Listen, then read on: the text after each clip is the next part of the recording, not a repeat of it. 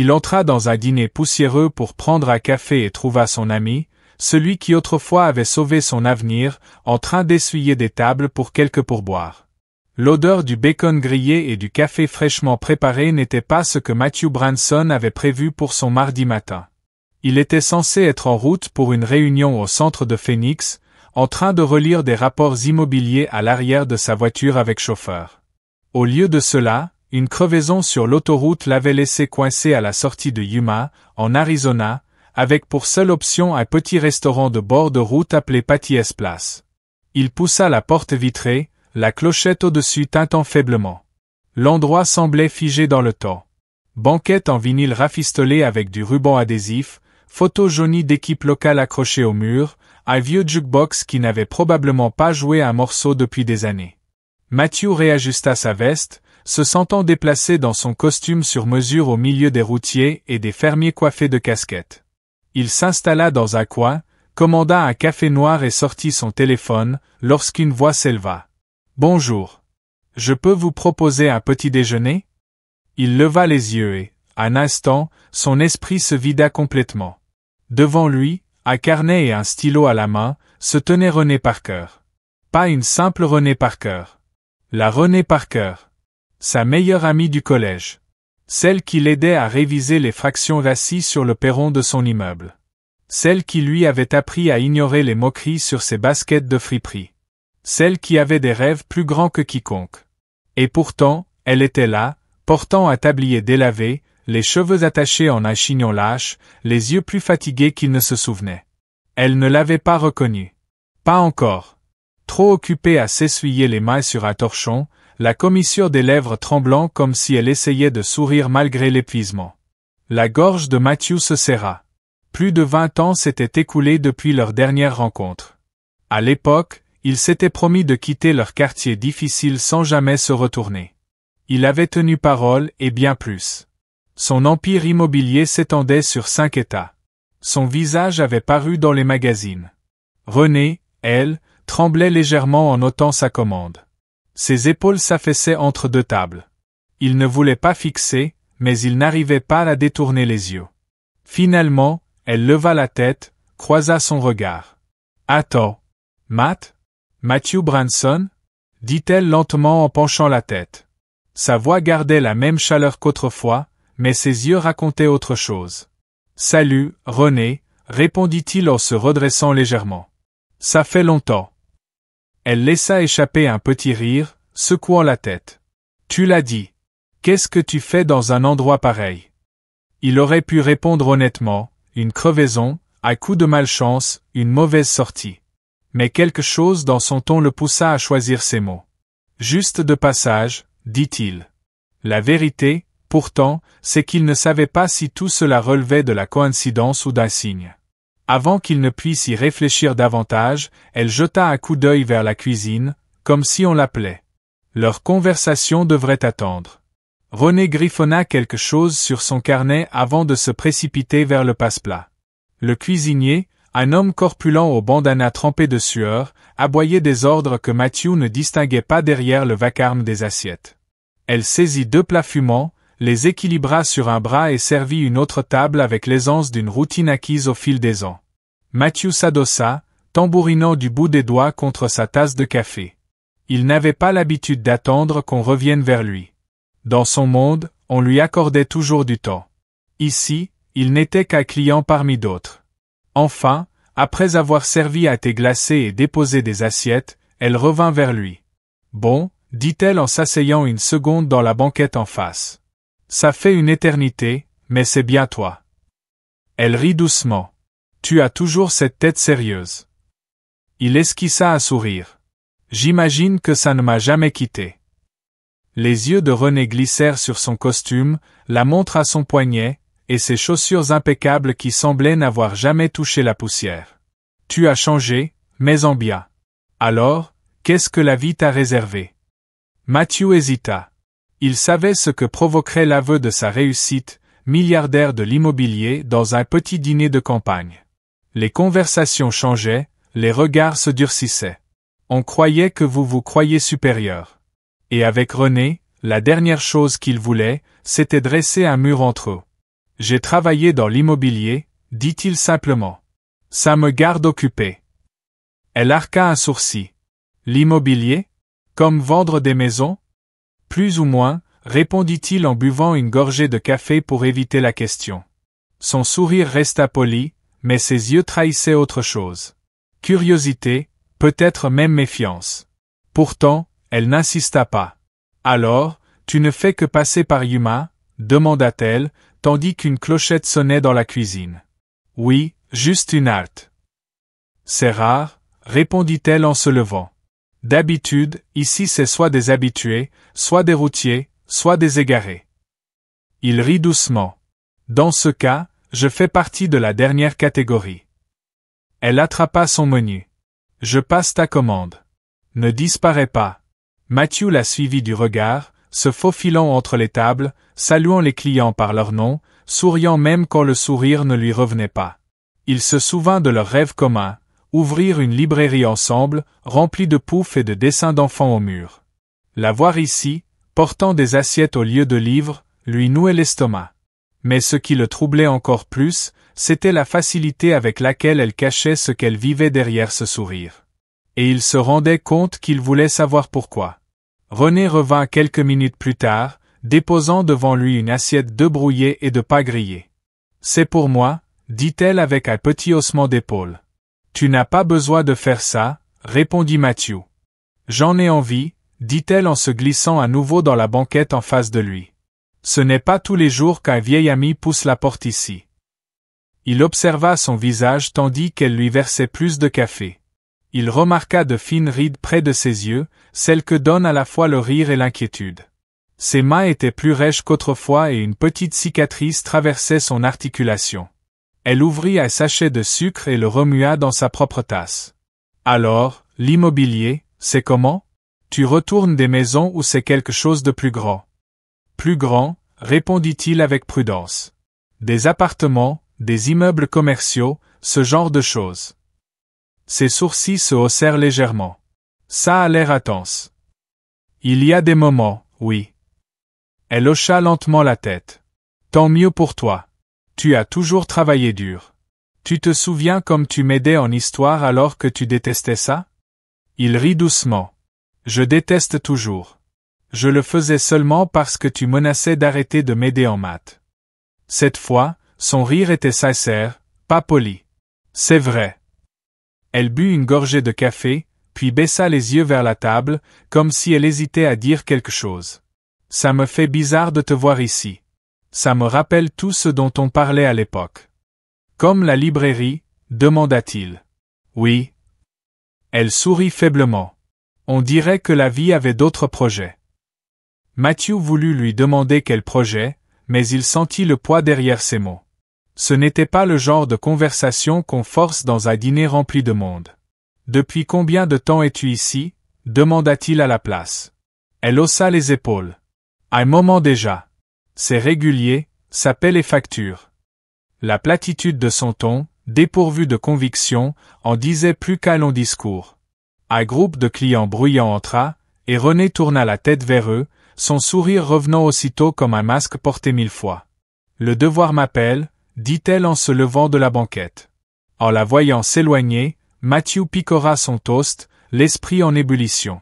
C'était René, la fille qui disait vouloir posséder une entreprise, voyager à travers le monde et ne jamais se contenter de moi. Et pourtant, elle se contentait de moi chaque jour. Il ne pouvait s'empêcher de se demander ce qu'étaient devenus ses rêves. Il resta dans la banquette plus longtemps que prévu. Il l'observa parcourir la salle comme si elle l'avait toujours fait, jonglant avec les assiettes, évitant un enfant qui courait entre les tables, riant à la blague d'un vieil homme qu'elle avait sûrement entendu 100 fois. Mais il y avait des fissures dans son jeu. Quand elle croyait que personne ne la regardait, son sourire disparaissait. Elle s'arrêtait pour frotter son poignet comme s'il lui faisait mal. Elle fixait la fenêtre trop longtemps avant de se forcer à repartir. Quand la foule se dissipa, elle revint, s'adossant au bord de la banquette. « Tu es toujours en contact avec des gens de chez nous ?» demanda-t-elle. « Pas vraiment, » répondit-il. « La vie t'a occupé ? » « Oui, moi aussi. » Son regard glissa vers le sol. Sauf que occupé n'a pas exactement le même sens pour moi. Il ne manqua pas la pointe dans sa voix. Tu veux en parler? Elle hésita, puis secoua la tête. Pas ici. Pas avec Earl qui écoute. Elle désigna d'un geste du menton le cuisinier à l'arrière qui faisait semblant d'être occupé tout en se penchant hors de la fenêtre de service pour écouter. Matthew esquissa à sourire. Tu es libre après ton service? Ses yeux se tournèrent vers l'horloge. Si je trouve quelqu'un pour couvrir la dernière heure, peut-être. Elle mordilla sa lèvre. Pourquoi? De quoi s'agit-il? Juste reprendre des nouvelles, répondit-il. Mais il savait que ce n'était pas toute la vérité. Il voulait comprendre pourquoi elle était ici, ce qui s'était passé entre leurs rêves d'adolescent et ce dîner. Avant qu'elle ne réponde, un homme à casquette tachée leva sa tasse vide. René, à café. Elle soupira. L'histoire de ma vie. En s'éloignant, Matthew remarqua une légère boiterie dans sa démarche. Discrète, mais réelle. Quelque chose lui disait que sa vie avait été plus dure qu'elle ne le laissait paraître. Mais il n'avait aucune idée de la profondeur de ses épreuves jusqu'à ce qu'elle s'assoie en face de lui plus tard et lui raconte tout. Le dîner était presque vide quand René revint s'installer face à lui, cette fois sans son tablier. Ses cheveux étaient détachés, encadrant son visage. Elle ressemblait un peu moins à la serveuse que tout le monde commandait et un peu plus à la fille dont il se souvenait. J'ai 30 minutes avant que mon remplaçant arrive, dit-elle. Tu voulais parler, alors parle. Matthew se pencha en avant. Je voulais savoir comment tu allais. Vraiment. Elle laissa échapper un petit rire amer. Tu es sûr de vouloir la version honnête? C'est la seule qui m'intéresse. Un instant, elle le fixa comme si elle pesait sa capacité à encaisser. Puis elle inspira profondément. D'accord. Après le lycée, j'ai obtenu une bourse pour Arizona State. Je pensais que c'était mon ticket de sortie. Mais à mi-parcours, ma mère est tombée malade. J'ai abandonné pour m'occuper d'elle. L'argent manquait, les factures s'accumulaient. Après sa mort, je ne suis jamais retourné à l'université. Matthew resta silencieux. J'ai épousé un homme qui paraissait stable. Je croyais qu'il m'aiderait à me remettre sur pied. Mais en réalité, il aimait surtout l'idée d'une femme qui ne posait pas de questions sur l'argent. Quand j'ai fini par en poser, j'ai découvert que l'argent disparaissait sur une table de blackjack à Logla. Tout ce que nous avions est parti là-bas. Elle baissa les yeux sur ses mains. Il est parti il y a 2 ans. Je n'ai plus eu de nouvelles. La poitrine de Matthew se serra. Et tu es resté ici depuis? Oui. J'ai essayé d'autres boulots, mais celui-ci est stable. Il n'y a pas grand-chose d'autre en ville sans diplôme. Ce que je n'ai pas. Elle haussa légèrement les épaules comme si cela suffisait à tout expliquer. René. Commença-t-il, mais elle leva la main. Non. Je ne te dis pas ça pour de la pitié. C'est juste la vie. Certains gagnent gros. D'autres finissent ici. Il secoua la tête. Ce n'est pas comme ça que je le vois. Tu n'as pas perdu. Tu es tombé. C'est différent. Elle esquissa un sourire en coin. Facile à dire quand on porte un costume qui vaut probablement plus cher que ma voiture. Il se renversa légèrement, l'observant. Peut-être. Mais ça ne veut pas dire que j'ai oublié d'où je viens, ni les gens qui m'ont aidé à en arriver là. Ses yeux s'adoucirent un peu. Alors, qu'est-ce que tu veux dire? Matthew ne répondit pas tout de suite, car la vérité, c'est que l'idée qui germait en lui allait bien au-delà de lui offrir un dîner ou de glisser un peu d'argent. Il savait que s'il la formulait à voix haute, elle pourrait changer leur vie à tous les deux pour toujours. Matthew attendit la fin de son service. Ils sortirent ensemble dans la lumière déclinante du désert, l'enseigne au néon du dîner bourdonnant derrière eux. Sa voiture, une vieille berline délavée par le soleil, était garée de travers le long du trottoir. Elle jeta son tablier sur la banquette arrière et s'adossa à la portière. « Alors, dit-elle, tu vas me dire ce que tu as en tête, ou on reste là à se regarder. » Il glissa ses mains dans ses poches. « Et si je te disais que je peux t'aider à partir d'ici ?» Ses sourcils se froncèrent. « Partir de Yuma? Sortir de tout ça? Le dîner, les boulots sans avenir, la routine qui t'écrase. » Elle croisa les bras. « Et quoi? Tu débarques et tu répares tout? Ce n'est pas comme ça que la vie fonctionne, Matt. Parfois, si, répondit-il doucement. Quand quelqu'un tient assez à toi pour que ça arrive. Son expression se durcit. Je ne veux pas de charité. Ce n'est pas de la charité, répliqua-t-il. C'est ma façon de rendre à quelqu'un qui a cru en moi avant tout le monde. Tu es la raison pour laquelle j'ai réussi en maths. Tu es la raison pour laquelle je n'ai pas abandonné l'école. Tu n'imagines pas à quel point ça a compté. Elle détourna les yeux, clignant rapidement. Même si je disais oui, qu'est-ce que tu proposes exactement? Un travail. Pas juste un travail, un avenir. Je possède des biens à Phoenix. L'un d'eux a besoin d'un gérant. Travail de bureau, bon salaire, avantages. Je paierai la formation. Sa tête se tourna vivement vers lui. Tu es sérieux? Très sérieux. Tu as l'intelligence pour ça, et je sais que tu serais doué. Renée laissa échapper un rire incrédule, secouant la tête comme si elle n'arrivait pas à décider s'il était fou ou sincère. C'est beaucoup à encaisser.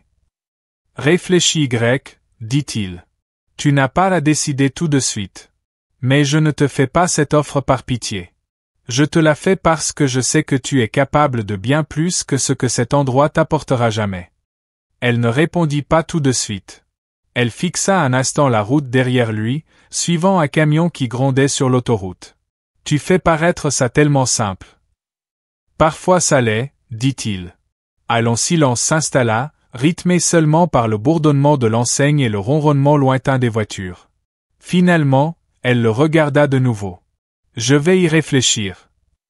Mais Matthew comprit à sa façon de le dire que quelque chose en elle avait déjà changé, comme si, pour la première fois depuis des années, elle pouvait vraiment imaginer une issue.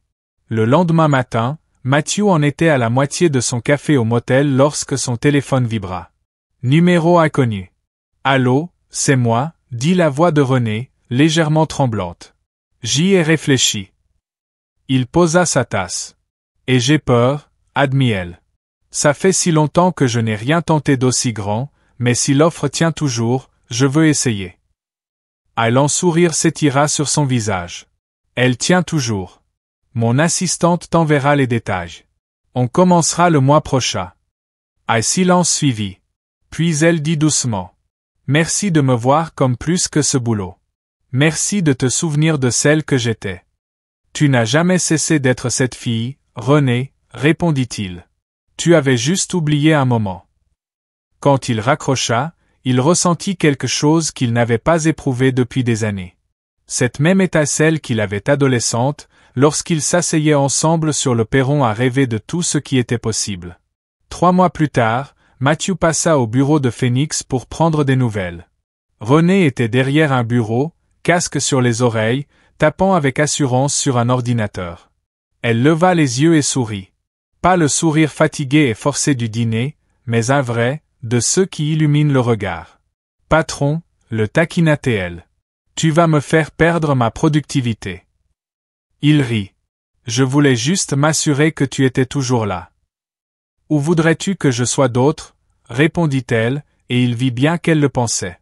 En quittant l'immeuble, Matthew songea à la simplicité de tout cela. Une conversation, une chance, et tout avait changé. Parfois, aider quelqu'un ne veut pas dire lui donner le monde. Ça veut dire lui montrer la porte, et lui rappeler qu'il peut la franchir. Et si tu écoutes ceci, peut-être qu'il y a quelqu'un dans ta vie qui a oublié son propre potentiel. Ne te contente pas de lui dire qu'il peut y arriver. Montre-lui comment. Tu ne sais jamais à quel point ce moment peut compter.